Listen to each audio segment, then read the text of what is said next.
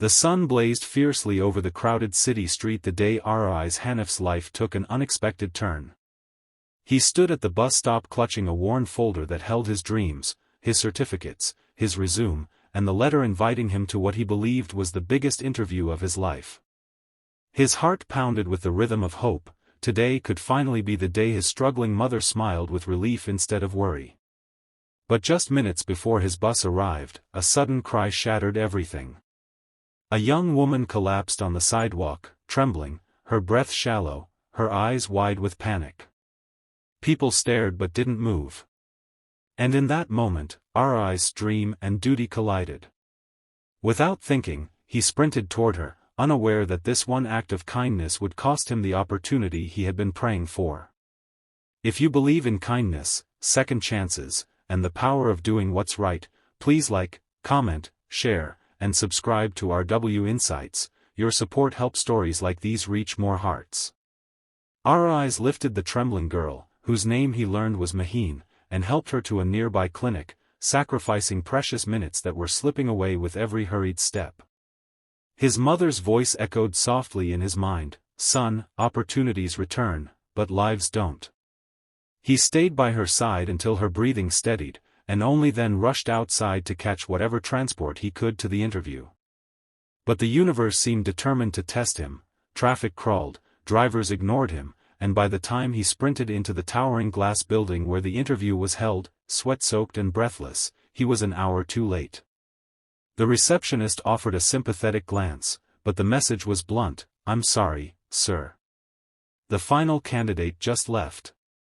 Arais walked out with the weight of the world pressing on his chest, the sun now dimming into a softer afternoon glow that did nothing to lighten his exhaustion. His feet dragged along the pavement as he replayed each moment, wondering if he had made the right choice.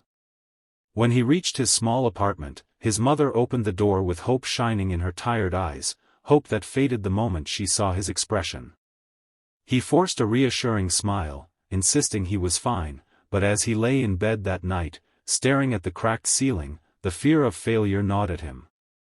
He wondered how long he could keep fighting this endless battle against circumstances he did not create. The next few days were a blur of disappointment. The company never called back. His phone remained silent. He continued helping his mother at her small sewing corner, stitching clothes for neighbors while he sent out more applications that never received replies. Still, every time his thoughts drifted to Maheen, he felt a strange sense of peace. He didn't regret helping her, he only regretted that life punished him for it. One bright morning, as the city stirred to life, someone knocked sharply at their door. Arais opened it to find a sharply dressed man holding an envelope stamped with a golden emblem. The man introduced himself as Faris, personal assistant to the CEO of Al Mirza Holdings, the very company where Arais had missed his interview. Confused and anxious, Arais accepted the envelope. Inside was a formal request asking him to come to the company headquarters immediately. His mother's eyes sparkled with cautious hope, and though he didn't know what awaited him, Arais felt something shift inside him, a small spark that urged him to try one more time.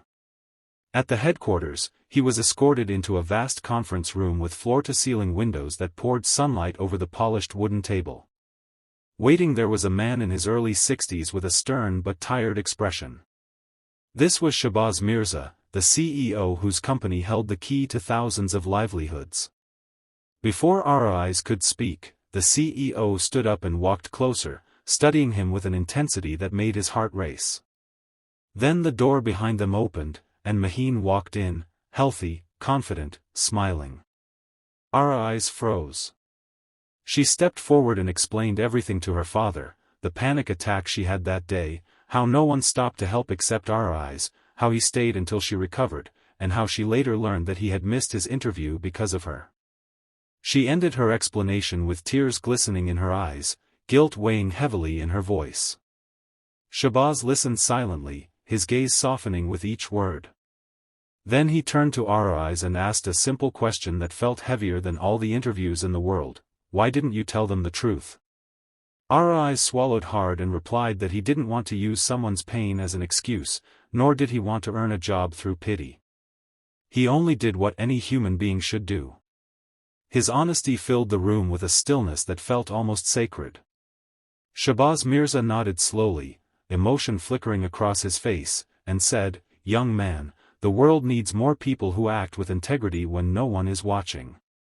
He extended his hand and offered RIs a position not as an ordinary employee, but in the management training program, an opportunity far greater than what he had originally applied for. Gratitude overwhelmed RIs. His hands trembled as he accepted the offer, and for the first time in months, he felt seen, not for his struggles, but for his heart. Maheen smiled at him with a warmth that spoke of both apology and admiration.